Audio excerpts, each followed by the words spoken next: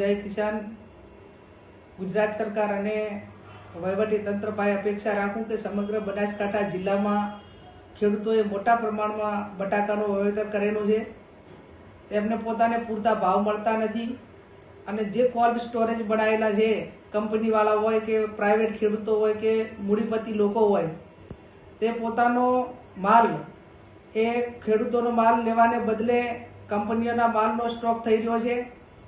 મધ્યમ અને ગરીબ નાના જે ખેડૂતો છે એ પોતે પોતાના માલિકીના કોલ્ડ સ્ટોરેજ બનાવવા માટેની કેપેસિટી ન હોવાથી એ અત્યારે હેરાન પરેશાન થઈ રહ્યા છે.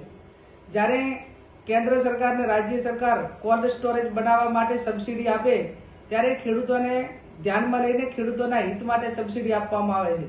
પણ વર્તમાન સમયની અંદર જે કંપનીઓ અને બહારના જે મોટા વેપારીઓ છે એ ક્યાંક ને ક્યાંક ખેડૂતોનું શોષણ કરી રહ્યા છે.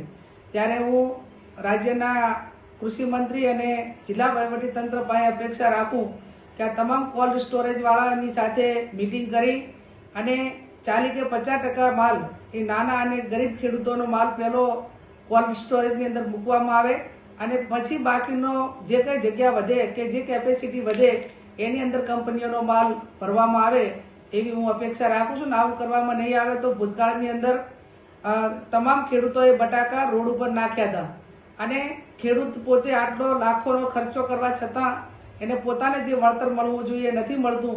એ જવાબદારી સરકારની થાય છે અને આવનાર સમયમાં ખેડૂત રોડ ઉપર ના આવે અને પોતે હેરાન ન થાય એના માટે ગંભીરતા લઈ અને ખેડૂતોને મદદ કરે એવી હું અપેક્ષા રાખું છું.